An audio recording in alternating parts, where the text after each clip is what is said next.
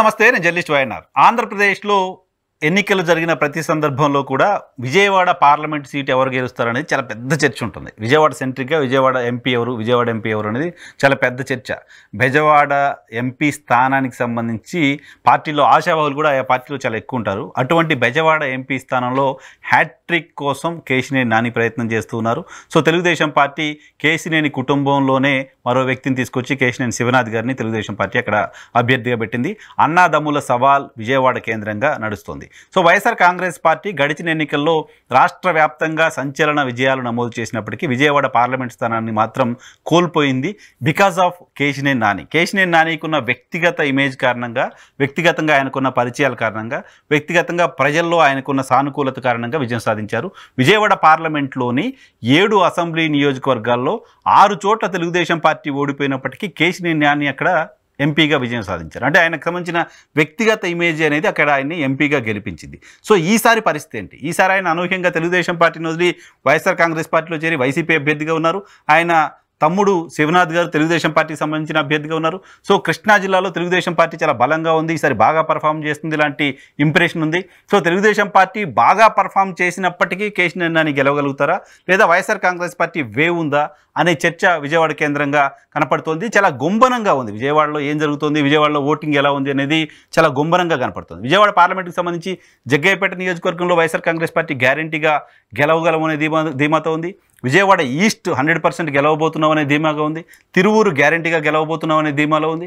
Even మైలవరంలో గ్యారంటీగా గెలవబోతున్నాం అనే ధీమాలో ఉంది.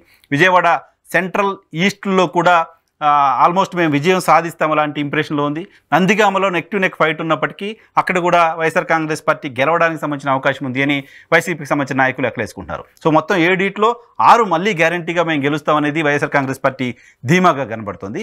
వేరే తెలుగుదేశం పార్టీ కూడా గ్యారంటీగా మేము విజయం సాధించడానికి సంబంధించిన అవకాశం ఉంది. మొత్తం అన్ని స్థానాలని 7 స్థానాలని మేము గెలవగలమని చెప్తోంది. సో తిరువూరు మేము గెలవగలుగుతామని చెప్తోంది. మైలవరం మేము గెలవగలుగుతామని చెప్తుంది. మైలవరంలో దేవినేని ఉమా గారిని పక్కన పెట్టి అక్కడ వసంత కృష్ణప్రసాద్ గారు వైసీపీకి సంబంధించిన సిట్టింగ్ ఎమ్మెల్యే, ఆయన తీసుకుని టీడీపీ టికెట్ ఇచ్చింది.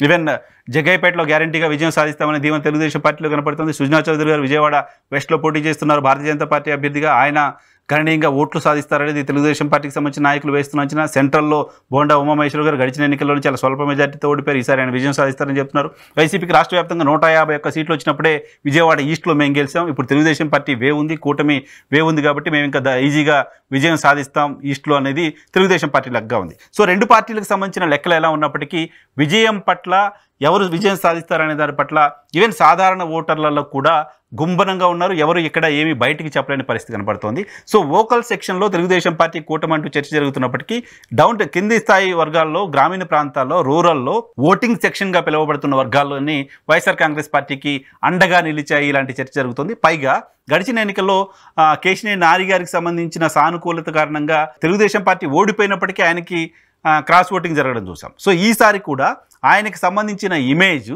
ఆయనకు సంబంధించిన ఆయన చాలా క్లీన్ మ్యాన్గా పేరుంది, అవినీతి ఆరోపణలు లాంటివి ఏమి ఉండవు. సో ముక్కుసూటి మనిషిగా పేరుంది.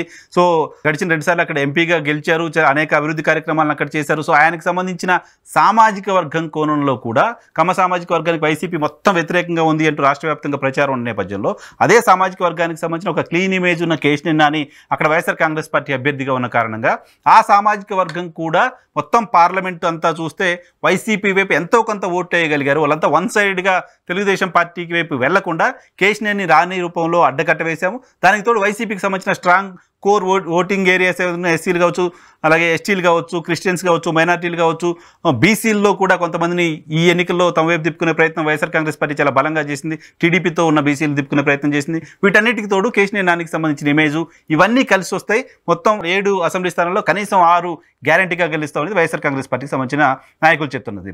వైసీపీకి సంబంధించిన అభ్యర్థి విజయం సాధించడానికి సంబంధించిన అవకాశం ఉందంటే కేశినేని నాని ఇమేజ్ ఖచ్చితంగా ఇక్కడ వైసీపీకి అడ్వాంటేజ్గా మారే అవకాశం కనపడుతుంది.